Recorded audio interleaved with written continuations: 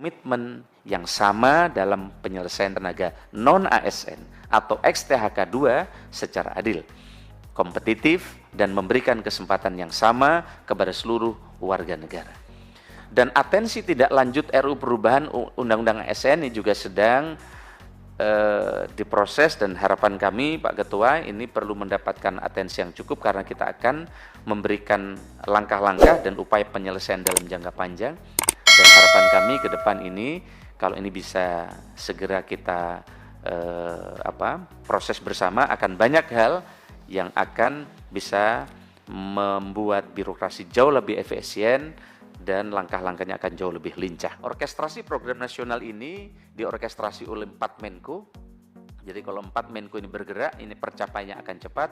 Dan kami sangat senang karena 4 Menko ini bergerak cepat atas saran Pak Presiden, sehingga penanganan program nasional secara terpadu melalui peningkatan akurasi dan akuntabilitas dalam penyelenggaraan program lintas sektor ini bisa jalan.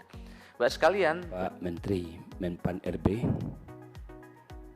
Pak Zoranas, beserta seluruh jajaran yang hadir pada kesempatan yang berbahagia ini, hadirin dan hadirat yang berbahagia,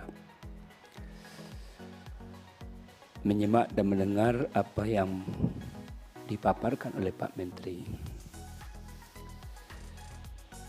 dan membaca berita tentang sikap pemerintah yang disampaikan oleh Menpan RB ke berbagai mass media, dan itu adalah berdasarkan permintaan daripada Bapak Presiden tentang kebijakan non-ASN. Saya meresponi apa yang Bapak ungkapkan itu, di mana kebijakan itu adalah tidak akan mem-PHK para non-ASN, di mana PP yang mengatur tentang itu bahwa tanggal 28 November sudah tidak ada lagi namanya non-ASN itu. PP ini tentunya membuat galau para non-ASN. Tapi dengan berita-berita yang Bapak ungkapkan, gembira karena diperlakukan sesuai dengan harapan dan keinginan.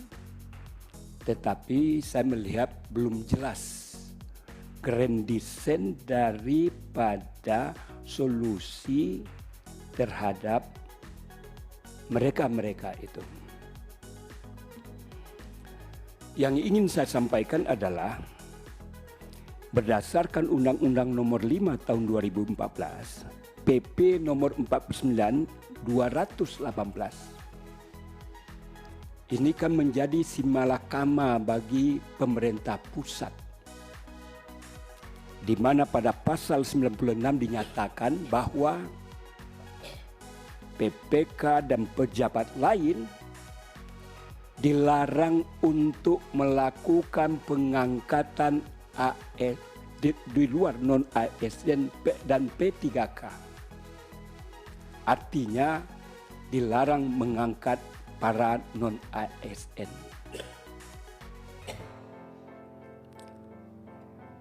Di satu sisi Bapak di PP ini juga mengatakan bahwa yang 2018 ke bawah itu dinyatakan bahwa pegawai non-ASN masih dapat bekerja sampai dengan 2023. Artinya adalah non-ASN yang diangkat sebelum tahun 2018.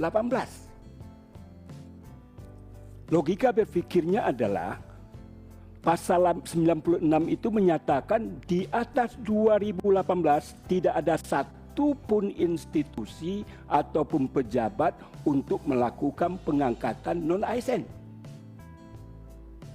Dan kita selalu berbicara tentang hal ini. Berapa sebetulnya jumlah non-ASN itu. Validitasnya sampai detik ini saya katakan juga belum pas. Walaupun Bapak mengatakan dalam buku kerja Bapak ini mengatakan 2,3 juta lebih. Ini bisa saya konfirmasi kepada Bapak, ketika Bapak menyampaikan kepada kami, ada surat edaran yang Bapak sampaikan kepada seluruh institusi, baik pemerintah pusat ataupun daerah, ada yang tidak menjawab. Saya kesal ketika itu. Masa kementerian lembaga, apalagi pemerintah daerah, masih ada, kata Bapak, maaf saya ingat betul itu. Mau dibawa kemana pemerintahan kita? Masa Menpan RB yang ditugaskan oleh Presiden menangani persoalan-persoalan tentang aparatur sipil negara dan struktur kepemerintahan, masih saja ada pihak pemerintah pusat satu, saya ingat betul, saya tidak salah barangkali, boleh dikoreksi kalau salah. Itu pernyataan Bapak ketika itu. Termasuk juga kepala-kepala daerah. Nah, berkaitan dengan Bapak baru saja masuk sebagai orang yang diberi amanah oleh Presiden sebagai Menpan RB, Bapak keluarkan surat edaran. Saya juga menyampaikan ketika hasil reses dan juga ada konferensi yang dilaksanakan di MPR ini, saya juga adalah sebagai narasumber. Mereka itu mengeluh dan menyampaikan kepada MPR ketika itu, satu di daerah dapil saya ketika itu di Pariaman dan Kabupaten Solo, sikap daripada pemerintah tidak sebetulnya maksud Bapak Menteri ini sangat luar biasa. Untuk menampung semua data-data itu jangan ada yang tinggal.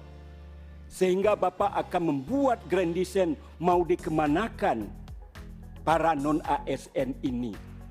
Kalau non-ASN ini berbagai macam juga levelnya Pak. Yang saya ungkapkan ketika itu adalah di mana BKD tidak meresponi, malah Kepala Dinas Pendidikan Pak.